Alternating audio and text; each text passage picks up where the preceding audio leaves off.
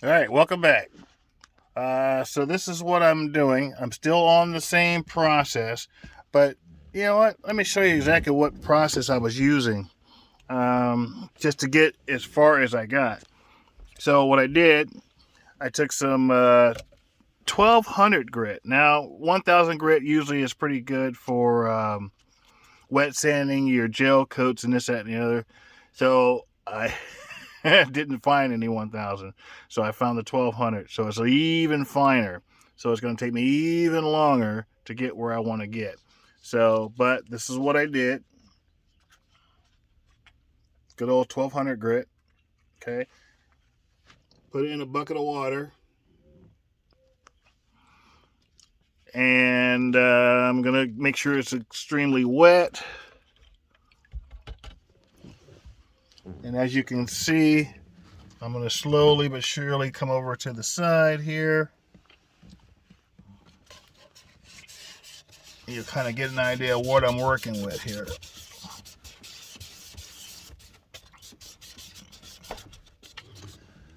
Just like your lenses on your car, you can wet sand it a little bit, which I am going to do a lot of it. And then from there, I don't have a lot of stuff to work with, so I'm going to use some of this here, which is turtle wax polishing compound. It's abrasive, but it's really a light abrasive, so it's not really too harsh. So the steps were wet sand it, dry it, put the polish on it, buff it out. Done. And you'll get that. But if I do it another set 3 times, it'll even get better. So I'm going to work on getting it better, and I'll let you know.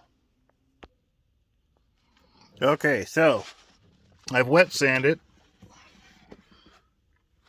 As you can see, that's the RPMs. Sorry, that's the miles per hour. So it's kind of cloudy with the wet sand. I'm going to take and wipe that down.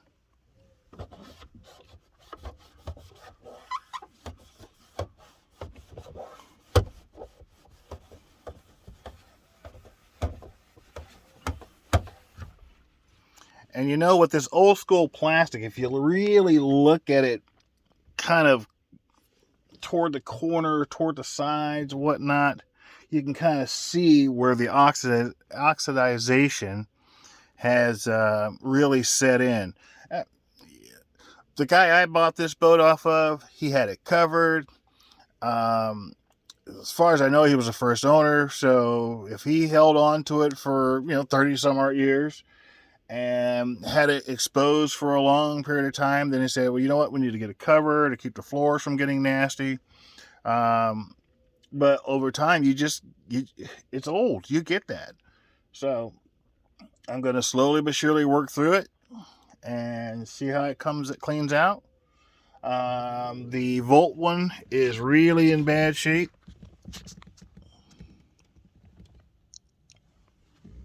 Hope you guys can see that one. But it has stress cracks inside the housing. So I'm going to see if I can buff that out as much as possible and get the cloud out. And then even if I have a few scratches in there, at least if I can see it nice and clear, like the fuel one, oh my gosh. The fuel one's like perfect. I mean, it's clear. It really doesn't even need to be cleaned. Somebody, really took care of that one. But you see the volt. You see the one I'm working on right now was the miles per hour. You can't even tell the manufacturer name. And then the RPMs, you can tell the manufacturer name there. If I continue to clean that, it'll even get better. So this is what I'm working on. All right, so I wet sanded it. I've applied our first coat of polishing compound, kind of letting it, I'll show you, kind of letting it kind of sit on there for a minute. As you can see, I even did a little bit more on the RPM side, but look at that. You can start seeing the name of the manufacturer right there, but in the glass, where before, and you saw that, it was not there. Voltmeter, you're next. But let's start there. Let's see what we get. All right, we're back. So this here, it looks, I don't want to say 100% better, but it sure looks, has 75%, maybe better than it was. So you take a look. You tell me.